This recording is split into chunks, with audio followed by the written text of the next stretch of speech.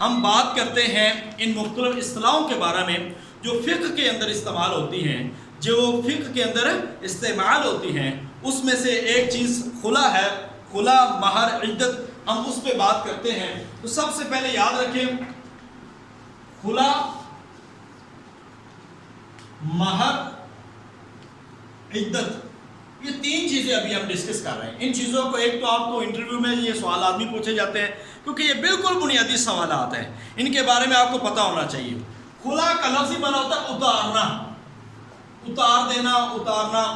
میں پانی پی لوں گا۔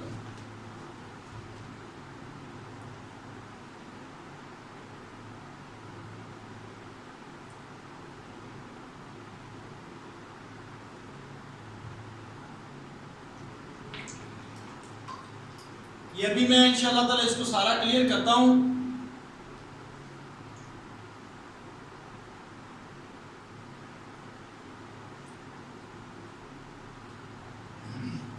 سب سے پہلے دیکھیں خلا۔ اب خلا کیا ہوتا ہے؟ دیکھیں، جیسے اللہ تعالیٰ نے حق دیا نا مرد کو طلاق کا، ایسے اللہ تعالیٰ نے عورت کو بھی حق دیا ہے کہ اگر مرد اپنی بیوی کو ناپسند کرتا ہے یا کسی بھی وجہ سے اس کے ساتھ رہنا نہیں چاہتا، تو اللہ نے مرد کو حق دیا ہے کہ وہ اپنی بیوی کو طلاق دے سکتا ہے، اس کو دور کر سکتا ہے اپنے آپ سے۔ ایسے اللہ نے حق دیا ہے عورت کو بھی۔ ممکن ہے اسلام کے اندر اور ویسے بھی کہ ہو سکتا ہے کہ کوئی عورت اپنے خاوند کو ناپسند کرتی ہو، اب وہ کسی بھی بنیاد پہ ہو سکتا ہے۔ اگر عورت اپنے خاوند کو ناپسند کرتی ہے تو وہ شریعت کے اندر کہلاتا ہے کہ وہ خلا دائر کرے گی۔ خلا کیا ہوتا ہے؟ زوجہ کی مرضی اور خواہش پر حاکم کا زوجہ کو زوجیت سے نکالنا۔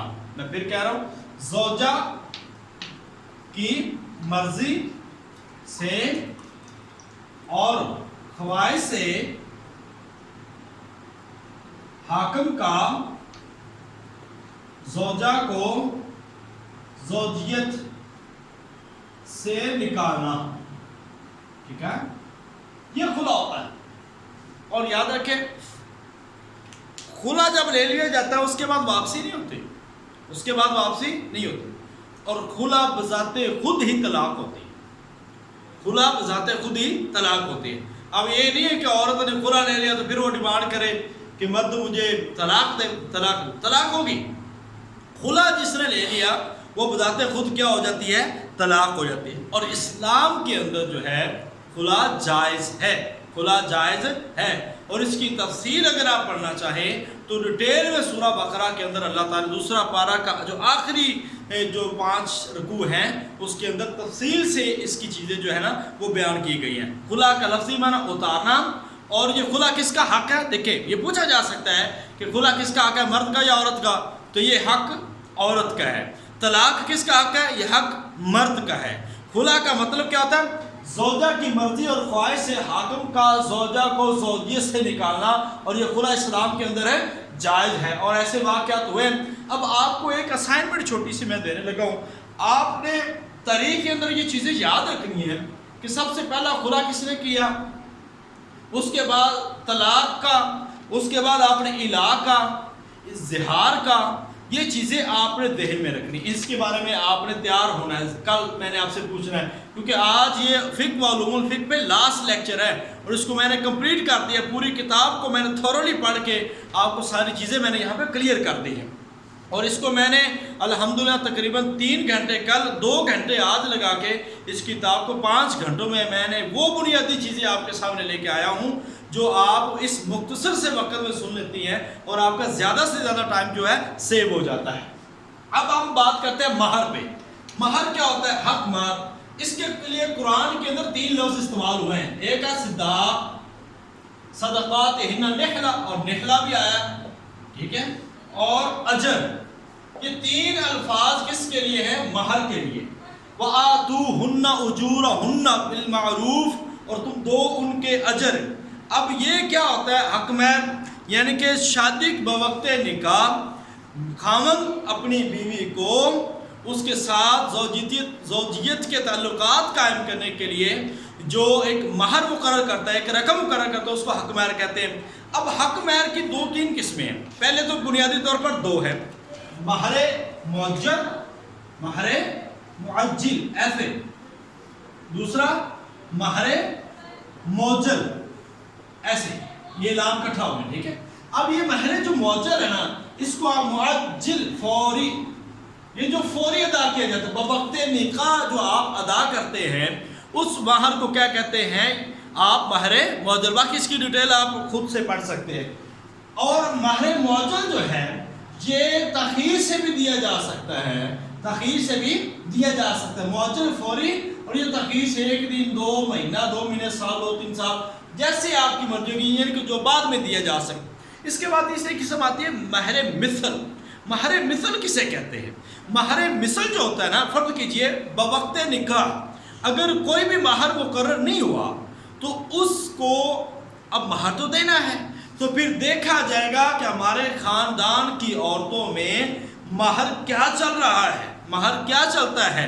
तो उसके मुताबिक अगर हमारे खानदान में 500,000, 2,000, 50,000 जितना महर चलता है या चल रहा है, उसके मुताबिक वो महर उस औरत को दे दिया जाएगा।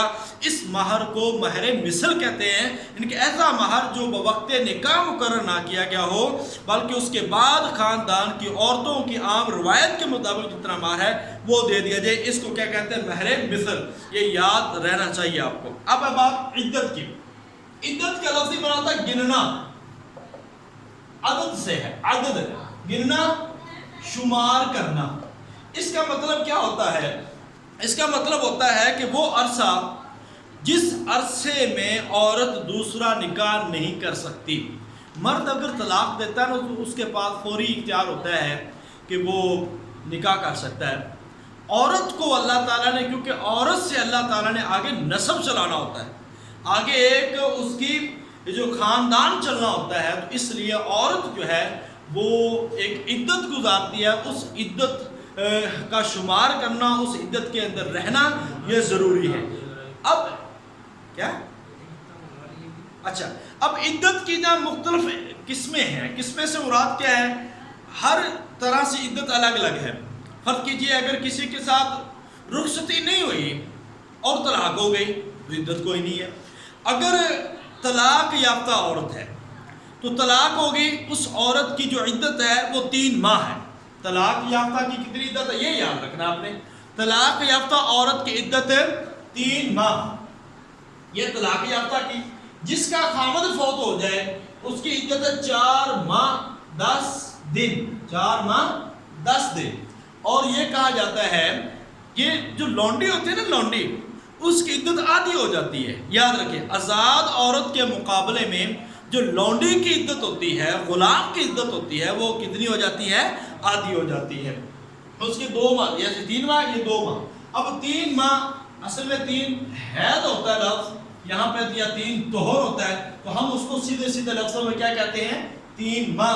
और जिसका खामद फौत हो जाए वो 4 माह 10 दिन इद्दत गुजारती है। अब एक हामला है, अगर बच्चा पैदा होने वाला, तो उसकी इद्दत कितनी होगी? वो वज़ाए हमल है। फर्ज कीजिए डिवोर्स हुई है, हमल के फर्ज कीजिए पहला महीना है तो डिवोर्स हो गया। अब उसकी इद्दत कितने महीने बन गई? जब तक बच्चा इनकी पैदा नहीं होता 8 माह, और इनके 9 महीने तक वो इद्दत में रहेगी। फर्ज कीजिए अगर आज तलाक हुई है और कल बच्चा पैदा हो गया है, उसकी इद्दत वैसे ही ख़त्म हो। यानी कि इद्दत जो होती है ये हामिला की वज़ाए हमल है, वज़ाए जब तक बच्चा पैदा। और दूसरा ये कहा जाता है कि ऐसी औरत जिसका खामद गुम हो जाए तो वो कितने साल गुजारेगी, उसके बारे में ये कहा जाता है। बाद फुक़हा ने, इमाम अबू हनीफा रहमतुल्लाह अलैह, शायद उनके बारे में आता है कि वो 90 साल तक इंतज़ार करे।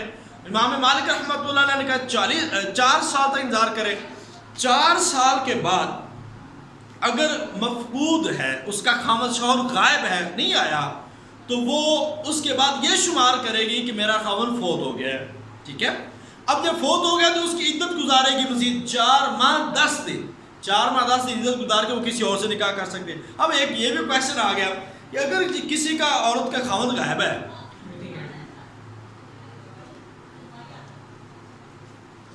जी अभी आपके सामने इंशाल्लाह ताला हम इन चीज़ों को डिस्कस कर रहे हैं, तो ये भी हम आपके सामने बयान कर रहे हैं जी इंशाल्लाह।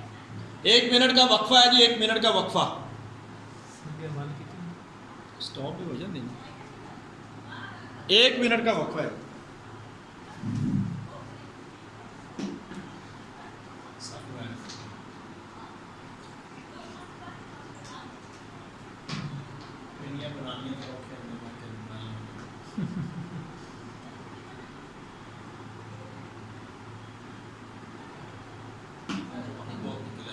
کل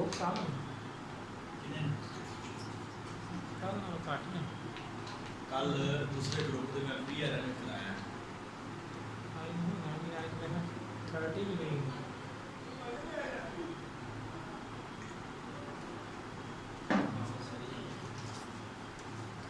جی بسم اللہ الرحمن الرحیم. ہم بات کر رہے تھے کہ جس کا خاوند گم ہو جائے اس کی عدت کتنی ہے. اگر وہ ہم نے بات کر لی 4 ماہ 10 دن گزارنے کے بعد اس نے نیا نکاح کر لیا. اب فرض کیجئے کہ پہلا خاوند بھی آ گیا, 4 ماہ یا 5 سال بعد پہلا خاوند بھی آ گیا. اب وہ دعویٰ کرتا ہے قاضی کی عدالت میں کہ یہ میری بیوی ہے, اور نیا خاوند ظاہری بات ہے وہ اس کی بیوی ہے. اب یہ فقہ کی یہاں پہ ضرورت ہوتی ہے. تو یہاں پہ وہ عورت کس کے ہاں جائے گی؟ تو یہ اصول طے ہوا کہ لہذا اس کے فوت ہونے کا اہتمام کر کے عورت نے نکاح کیا تھا, لہذا اب حق اس کا نہیں ہے بلکہ جس سے نکاح ہوا اس کے ساتھ ہے, لہذا اسی کے ساتھ اس کو رخصت کیا جائے گا. یہ بات آپ نے سمجھ لینی ہے. اب ہم بات کرتے جا رہے ہیں آگے جی کلیئر کر. کھلا بھی ہو گیا کلیئر, کھلا عورت کا حق ہوتا ہے, مہر بھی ہو گیا, عدت بھی ہوگی, اور میں نے عدتیں بتا دی کہ کون کون سی ہیں اور کتنی ہیں, کیسے کیسے گزارنی ہیں. اچھا جی, اس کے بعد ہم بات کرتے ہیں طلاق کے بارے میں. طلاق دیکھیں, طلاق کا لفظی معنی ہوتا ہے قید سے کھول دینا, قید سے کھول دینا. طلاق کا لفظی معنی کیا ہوتا ہے؟ قید سے کھول دینا, یعنی کہ خامد کا عقد نکاح کا توڑنا, خامد کا عقد نکاح کا توڑنا, یہ ہوتا ہے طلاق.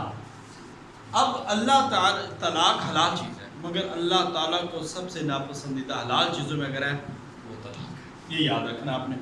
اب اس کی کتنی قسمیں ہیں؟ طلاق کی کیفیت کے لحاظ سے 2 اقسام. کیفیت کے لحاظ سے میں ابھی آپ کو سارے کلیئر کرتا جا رہا ہوں. کیفیت کے لحاظ سے کتنی ہیں؟ 2 ہیں. ایک طلاق سنت, طلاق بدعی.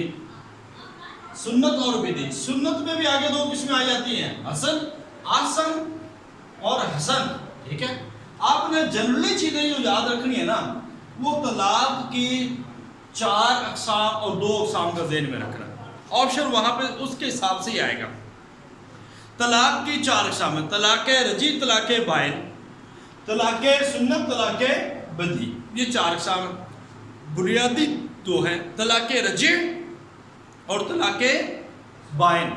اب طلاق رجعی اور بائن کسے کہتے ہیں؟ اب باللحاظ تاثیر جو کہا جاتا ہے نا, وہ 3 طلاق ہیں. باللحاظ تاثیر اس کی کتنی قسمیں ہیں؟ 3.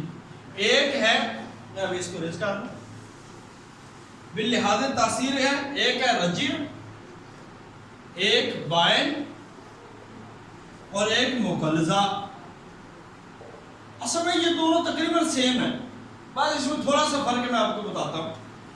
طلاق سنت اس طلاق کو کہتے ہیں جو سنت کے مطابق دی جائے, یعنی کہ ہر طہر کے اندر طلاق دی جائے. اور طلاق بدعی ہوتی ہے جو طہر سے پہلے حیض کے اندر بھی طلاق دے دی جائے. یہ حکمت ہے اللہ تعالیٰ نے رکھی ہوئی ہے, اس کی تفصیل آپ پڑھ سکتے ہیں. طلاق رجعی جو ہے ایسی طلاق کو کہتے ہیں کہ جس کے اندر رجوع باقی ہوتا ہے, جس کے اندر رجوع باقی ہوتا ہے. فرض کیجئے ایک طلاق دے دی, تو ایک طلاق کے بعد رجوع باقی ہے, آپ کے پاس اختیار موجود ہے. اب 2 طلاقیں دے دی, تو 2 طلاقوں کے بعد بھی رجوع باقی. الطلاق مرۃ, پھر طلاق 2 مرتبہ ہے. اگر تیسری مرتبہ ہو گئی اس کا مطلب ہے کام ختم ہو گیا, لہذا اب جو ہے وہ رجوع باقی نہیں ہے. حتیٰ تنکح زوجا غیرہ, یہاں تک کہ وہ کسی دوسرے مرد سے نکاح کرے. اب دوسرے مرد سے جو نکاح ہے اگر وہ شرط پہ ہے تو اس کو کہتے ہیں حلالہ, یعنی کہ اگر اس شرط پہ نکاح کیا ہے کہ صرف اس کے ساتھ نکاح کر کے پہلے خاوند کے لیے حلال کرنا ہے تو اس کو حلالہ کہتے ہیں. اور ایسے حلالہ کو قرآن اور شرعی طور پر کہا جاتا ہے. اللہ تعالیٰ نے لعنت فرمائی ہے ایسے مرد اور عورت پہ جو حلالہ کرتے ہیں. لہذا اس سے یہ آپ کو بات سمجھ آ جانی چاہیے. طلاق بائن, بائن کا مطلب ہوتا ہے جدا کرنے والی. طلاق بائن ہوتی ہے جس سے جدائی آ جاتی ہے, جس سے کنفرمیشن ہو جاتی ہے کہ اب اس کے لیے نہیں ہے. ٹھیک ہے, یعنی کہ ہوتی جدائی ہے. مغلظہ اور بائن یہ ہوتی ہے جدائی والی طلاقیں ہیں، لیکن اس کے بعد میاں بیوی اکٹھے نہیں رہ سکتے، مگر ہوتا یہ ہے کہ طلاق بائن 1 دی 2 دی 3 دے دی، اب تینوں کی فارغ، طلاق مغلظہ 1 2 3 اکٹھی دے دی۔ اب فقہ حنفی کے ہاں 3 طلاقیں اکٹھی دے دی جائے تو طلاق 3 طلاق ہی واقع ہوتی ہیں، اور فقہ حنبلی اور فقہ شافعی کے ہاں 3 طلاقیں جو ہے وہ طلاق ثلاثہ اور ایک مجلس کی طلاق جو ہے وہ طلاق واحد شمار ہوتی ہے۔ اس پہ ایک لمبی چوڑی بحث ہے، ہم اس بحث میں نہیں پڑھ رہے، ہم صرف آپ کو یہی بتا رہے ہیں کہ طلاق بائن اور مغلظہ رجیع میں رجوع ہے، ایسی طلاق جس میں رجوع باقی ہوتا ہے، اور طلاق 2 مرتبہ ہوتی ہے۔ بائن ایسی طلاق جس کے بعد رجوع واپس نہیں ہوتا، اور یہ طلاق سنت کے مطابق دی جائے ہر دوہر میں دی جاتی ہے۔ طلاق مغلظہ یہ ہوتی ہے جو اکٹھی دے دی جائے، جیسے لوگ عموماً غصے میں آ کے طلاق طلاق طلاق جیسے کہہ دیتے ہیں، تو اس طرح کی جو طلاق ہوتی ہے وہ طلاق مغلظہ کہلاتی ہے، اور اسی طلاق کو طلاق بدعی بھی کہا جاتا ہے۔ مزید اگر کوئی میری اس میں کوئی شاید میں آگے پیچھے کر رہا ہوں تو میری اصلاح کی جا سکتی ہے، پرسنل میں آپ مجھ سے بتا سکتے ہیں۔ تو باقی یہ آپ کو میں نے بتا دیا۔ اب ہم نکاح پہ بات کرتے ہیں۔ نکاح کی جو باتیں ہیں وہ ذرا سن لیں۔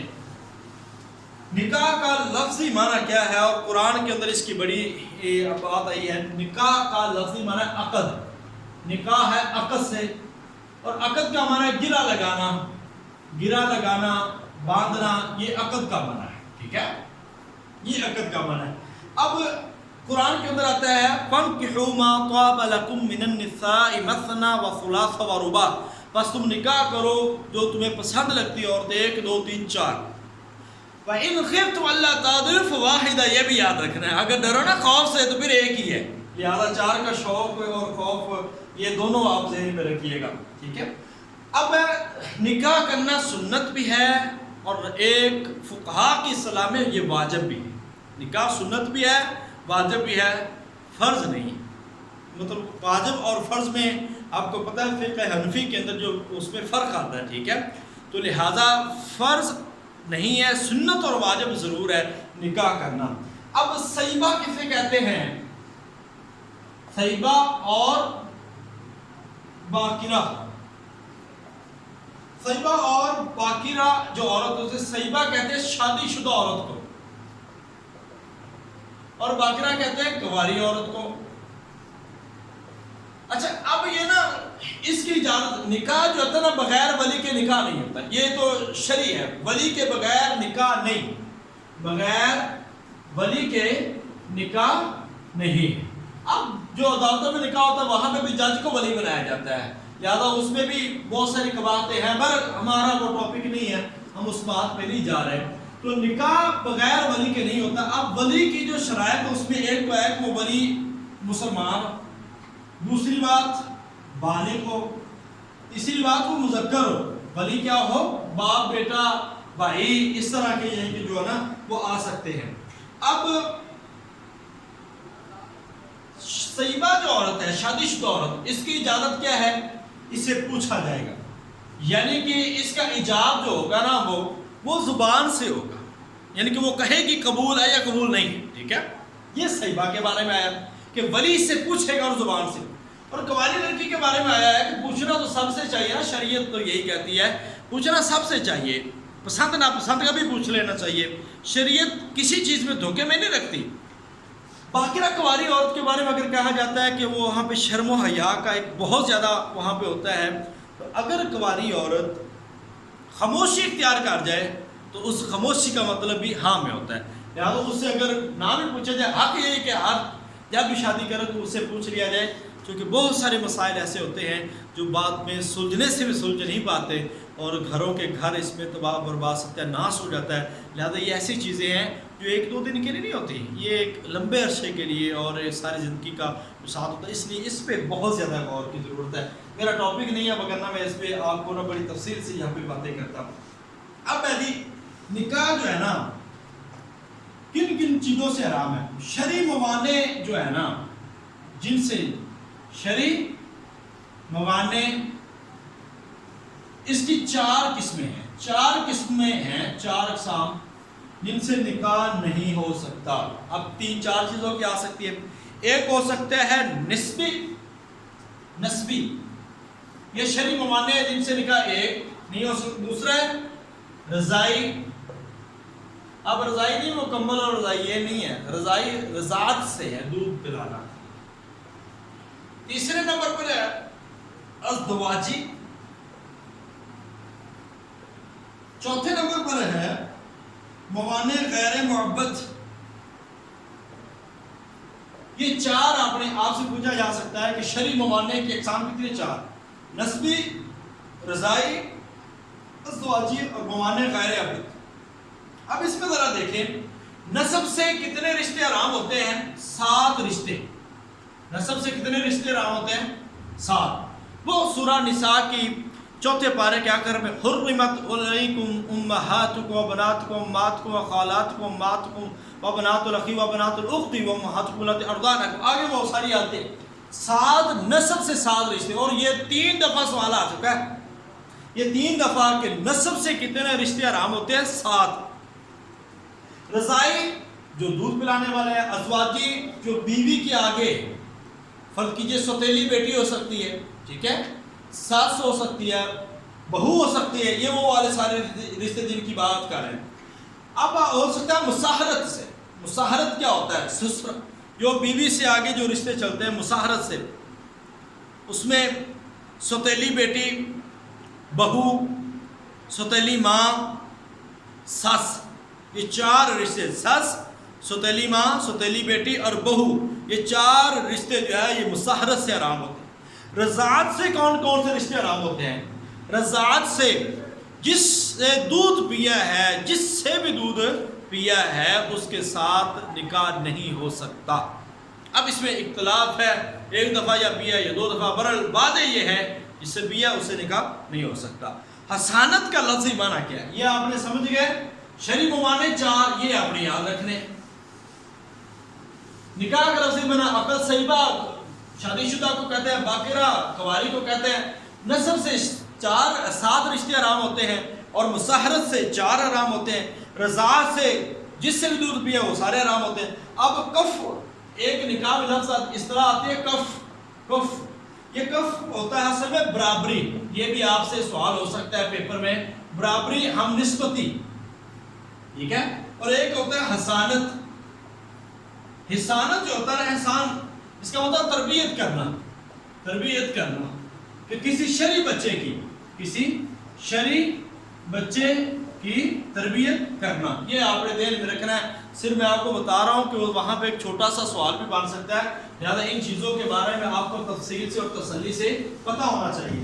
اب ہم باتیں کر لیتے ہیں جی، جلدی کرنی ہے جی باتیں۔ اب لیان 1، الا 2، زہار۔ آواز نہیں آ رہی؟ یس سر، آ جائے گی انشاءاللہ، پریشان ہو۔ احداث یہ آ گیا، ٹھیک ہے۔ اب لیان ذرا دیکھیں، لیان کیا چیز ہے؟ لیان اصل میں لفظ ہے لعنت سے۔ لیان کس سے ہے؟ لعنت سے، لعنت کرنا۔ سورہ نور کے اندر اس کی تفصیل بیان۔ فرض کیجئے خامد اپنی بیوی کو کسی غیر مرد سے دیکھ لیتا ہے اور اس کے پاس 4 گواہ نہیں ہے۔ دیکھیں اسلام پھر بھی بڑی عزت رکھتا ہے ہر چیز کی۔ اگر 4 گواہ نہیں ہے تو پھر اسلام کہتا ہے، مرد بار بار دعویٰ کرتا ہے کہ میں نے ایسے دیکھا ہے، پھر اسلام یہ کہتا ہے کہ یہ قسمیں اٹھائیں، 4 قسمیں اٹھائیں، اور 5ویں دفعہ جو قسم اٹھائے وہ یہ اٹھائے والخامسۃ ان لعنۃ اللہ علیہ ان کان من الکاذبین، کہ اگر وہ جھوٹا ہے، 5ویں قسم میں کیا کہے؟ اگر وہ جھوٹا ہے تو اس پہ اللہ کی لعنت ہو۔ لہٰذا 5 قسمیں، 4 ویسے قسمیں، اور 5ویں قسم کھانے سے وہ حد اگر لگنی ہے تو لگ جائے گی، اگر وہ انکار کرتے ہیں تو وہ بھی قسم اٹھائے گی، اگر وہ قسم اٹھاتے ہیں لہذا ان کا معاملہ پھر چھوڑ دیا جائے گا اللہ کے سپرد، اور ان کے درمیان واقع ہو جائے گی طلاقاً ابداً، ابدا، ہمیشہ کی طلاق ہو جائے گی۔ اس کے بعد وہ دوبارہ کبھی آپس میں مل نہیں سکتے، یہ آپ نے ذہن میں رکھنا۔ اب 4 گواہ نہ لا سکے تو پھر قسمیں اٹھاتے ہیں، 4 قسمیں، اور 5ویں مرتبہ کیا کہنا ہے کہ لعنت اگر جھوٹ بول رہا ہو۔ اب الہ کا مطلب ہوتا ہے قسم کھانا، الہ کا مطلب ہوتا ہے قسم کھانا۔ اب یہ الہ کیا ہوتا ہے کہ بیوی کو یعنی کہ شوہر اپنی بیوی کے پاس نہ جانے کی قسم کھا لے. یہ کہ الہ کیا ہوتا ہے؟ یہ نبی پاک صلی اللہ علیہ وسلم نے کیا ہے، اور آقا علیہ السلام نے 1 مہینے کا الہ کیا اپنی بیویوں سے ناراض ہو کر، ازواج امہات المومنین سے ناراض ہو کے آپ نے الہ کیا 1 مہینے کا. یہ بھی آپ نے یاد رکھنا ہے. تو 4 میکسیمم یہ الہ کی مدت کتنی ہے؟ 4 ماہ. الہ کی مدت کتنی ہے؟ 4 مہینے تک الہ ہو سکتا ہے. اس کے بعد پھر کچھ نہ کچھ فیصلہ کرنا، چھوڑنا ہوتا ہے یا رکھنا ہوتا ہے. یعنی کہ خامد یہ قسم کھا لے کہ میں 4 ماہ تک اپنی بیوی کے پاس نہیں جاؤں گا. وہ نبی پاک صلی اللہ علیہ وسلم 29 کو واپس آ گئے تو زوجہ محترمہ نے فرمایا آقا علیہ السلام آج تو 29 دن ہوئے ہیں، تو آپ نے 1 مہینہ کہا تھا. آقا علیہ السلام نے فرمایا مہینہ 29 کا بھی ہوتا ہے، مہینہ 30 کا بھی ہوتا ہے، زیادہ قمری مہینہ تو ایسے ہی ہے. ٹھیک ہے، تو الہ کی آپ کو سمجھ آ گئی. للذین یؤلون من نسائهم تربصوا 4 اشہر فإن فاؤوا فإن اللہ غفور رحیم. یہ سورہ بقرہ کے اندر اللہ تعالیٰ فرماتا ہے کہ 4 مہینے تک انتظار کرنا ہے. ٹھیک ہے. اب زہار، اس کو زہار نہیں پڑھنا، زہار. زہار کا لفظی معنی جو ہوتا ہے نا پشت یا پیٹھ، پشت یا پیٹھ. اصل میں یہ ہوتا کیا ہے کہ بیوی کو کسی دائمی حرام عورت، ماں، بہن، پھوپھی، یعنی کہ جن کے ساتھ آپ کا نکاح نہیں ہو سکتا اس سے تشبیہ دے دینا. یہ کہہ دینا کہ اپنی بیوی کو تو میری ماں کی طرح ہے، یا تو میری بہن کی طرح ہے، یا تو میری پھوپھی کی طرح ہے. تو اس کو کہتے ہیں اسلام میں زہار. اصل میں پہلا قانون یہ تھا کہ جو یہ کہہ دیتا تھا اس کا نکاح ٹوٹ جاتا تھا. اوس بن صامت اور خولہ بنت ثعلبہ رضی اللہ تعالیٰ عنہ کے درمیان یہ سب سے پہلا زہار ہوا ہے، جس کے بارے میں قرآن کے اندر آتا ہے 28واں پارہ ہے، سورہ مجادلہ ہے. اللہ تعالیٰ فرماتے ہیں قد سمع اللہ قول التی تجادلک فی زوجها وتشتکی الی اللہ واللہ یسمع تحاورکما واللہ سمیع بصیر. یہ آیت اللہ تعالیٰ نے وہاں پہ نازل کی ہے کہ تحقیق سن لی اللہ نے وہ جھگڑا جو تو اس سے اپنے خاوند کے بارے میں لڑ رہی تھی اور اللہ سے شکایت کر رہی تھی. یعنی کہ یہ وہ اوس بن ثابت اور حضرت خولہ بنت ثعلبہ کا جو جھگڑا ہے جو حضرت اوس غلطی سے کہہ چکے تھے. اب اس کے مطابق تو یہی تھا کہ نکاح ٹوٹ گیا. اب وہ کہتے میرے بچے، میں کدھر جاؤں، کہاں جاؤں. رو رہی ہے، ساری رات روتی رہی، حتیٰ کہ اللہ نے وحی بھیج دی اور حکم کو تبدیل کر دیا. اب یہ فرمایا کہ زہار جو کرتا ہے یہ گناہ کا کام ہے مگر اس سے رشتہ نہیں ٹوٹتا. اب جو زہار کرے اس کا کفارہ کیا ہے؟ ایک غلام آزاد کرے، 2 ماہ کے روزے رکھے، مسلسل روزے ہیں، یاد رکھے ایک بھی چھوڑ دیا تو دوبارہ پھر شروع. یا ہے 60 مسکینوں کو کھانا کھلائے. یہ ہے زہار کا کفارہ. زہار کا کفارہ ایک غلام آزاد کرے یا 2 ماہ کے مسلسل روزے رکھے یا 60 مسکینوں کو کھانا کھلائے. اب نظر کا کفارہ کیا ہے؟ یہ بھی آپ نے یاد رکھنا ہے. یہ میرے خیال سے 3 دن کے روزے ہیں یا 10 مسکینوں کو کھانا، مگر اس کو کنفرم کیا جا سکتا ہے. اب یہ سمجھ آ گیا جی احداد کے بارے، زہار کے بارے میں. اب آپ بات کرتے ہیں احداد. یہ آپ نے لفظ بڑے شاید نہ سنا ہو زیادہ. تو احداد کا لفظی مطلب ہوتا ہے سوگ. ٹھیک ہے، سوگ. اب سوگ کا مطلب کیا ہوتا ہے کہ بیوی شوہر کے وفات ہونے کے بعد بیوی کا سوگ منانا، وہ ہوتا ہے احداد. یعنی کہ سوگ منانے سے کیا مراد ہوتا ہے کہ بیوی اس سوگ کے دنوں میں زیب و زینت سے پرہیز کرے، زیب و زینت سے پرہیز کرے. تو یہ آپ نے چیزیں احداد میں یاد رکھنی ہے، احداد میں یاد رکھنی. اب میں آپ کو کچھ شارٹ کویسچن ہیں وہ آپ کو بتانے جا رہا ہوں اور اس کے بعد بات کو مکمل کرتے ہیں. سب سے پہلے یہ شارٹ کویسچن میں لکھ نہیں رہا، صرف سنتے جائیے گا اور آپ کو مل بھی جائیں گے. وہ امور جن کی بنا پر نکاح رکھنے کا اختیار، وہ امور جن کی بنا پر نکاح باقی رکھنے کا اختیار مل جائے اس کو کہتے ہیں موجبات خیار، موجبات خیار. دوسرا جی فقہ حنفی مالکی کی تدوین، فقہ حنفی اور مالکی کی تدوین 2 صدی میں ہوئی. تیسرا سوال، احناف میں مفتی الثقلین کہا جاتا ہے، مفتی الثقلین کہا جاتا ہے نجم الدین نصفی کو، نجم الدین نصفی کو. تیسرا سوال، امام شافعی کس صورت کو انسانی ہدایت کے لیے کافی قرار دیتے ہیں؟ وہ سورہ عصر ہے. سورہ عصر کو امام شافعی انسانی ہدایت کے لیے کافی قرار دیتے ہیں. فقہ اسلامی کے جو مبادی اصول یہ کس کی کتاب ہے؟ یہ ساجد الرحمن صدیقی کی کتاب ہے، ساجد الرحمن صدیقی کی کتاب ہے۔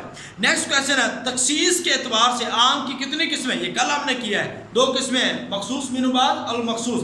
اور اس کے بعد فقہ حنفی کے اصل مصادر کو تقسیم کیا جاتا ہے، فقہ حنفی کے اصل مصادر کو 3 مصادروں میں تقسیم کیا جاتا ہے، 3 فقہ حنفی کے۔ حلال و حرام کو سب سے زیادہ جاننے والے کون تھے؟ یہ سوال آپ کو آ سکتا ہے۔ حلال و حرام کے سب سے زیادہ جاننے والے حضرت معاذ بن جبل رضی اللہ تعالی عنہ تھے۔ نیکسٹ سوال ہے جی، امام مالک کے خاص شاگرد کا نام کیا ہے؟ امام مالک کے خاص شاگرد کا نام قاضی اسد بن فرات، قاضی اسد بن فرات، یہ آپ کو ریٹن میں مل جائیں گے، قاضی اسد بن فرات۔ اس کے بعد سوال ہے جی، ناصر السنہ، ناصر السنہ، یہ میں لکھ بھی دیتا ہوں،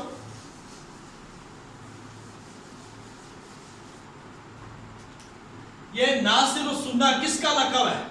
یہ امام شافعی، امام شافعی رحمۃ اللہ کا لقب ہے، امام شافعی رحمۃ اللہ کا لقب ہے، یہ ناصر السنہ ہے۔ اور اس کے ساتھ ساتھ یہ بھی کہا کہ نکاح کے لیے گواہوں میں عدالت کی جو شرط ہے یہ کس نے لگائی ہے؟ یہ بھی امام شافعی نے لگائی ہے، یعنی کہ نکاح کے لیے عدالت میں گواہوں کی شرط کس کی ہے؟ امام شافعی رحمۃ اللہ علیہ کی۔ لے جی آگے بات کرتے ہیں، اصول فقہ کے مصنف کون ہے؟ اصول فقہ کے مصنف عبد الوہاب خلاف ہیں، عبد الوہاب خلاف۔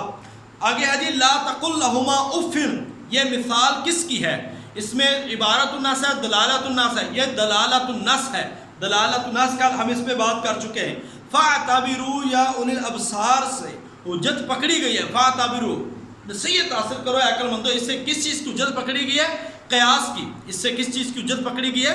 قیاس کی۔ قیاس کے بارے میں ہم کل بات کر چکے ہیں، ٹھیک ہے، اندازہ لگانا اس کا لفظی معنی ہوتا ہے، 4 ارکان ہے، وہ بھی یاد رکھنے آپ نے۔ ابن رشد نے نکاح کی دائمی مقطع بیان کیے ہیں، وہ میں نے بتا دی ہے کہ 4 چیزیں، نسبی ہے وہ بھی چیز یہاں پہ ہم نے بیان کر دی تھی، اور آپ کو بتایا تھا ہم نے نسبی، رضائی، ازواجی اور موانع غیر محبت، یہ 4 چیزیں ہیں جو ابن رشد نے اپنی کتاب البدایۃ المجتہد کے اندر لکھی ہوئی ہیں۔ فقہ الاکبر، فقہ الاکبر کے مصنف کون ہے؟ فقہ الاکبر کے مصنف امام ابو حنیفہ رحمۃ اللہ علیہ۔ اب آگے آتا ہے سوال، ہدایہ کی تلخیص وقایہ ہے، ہدایہ کی تلخیص کیا ہے؟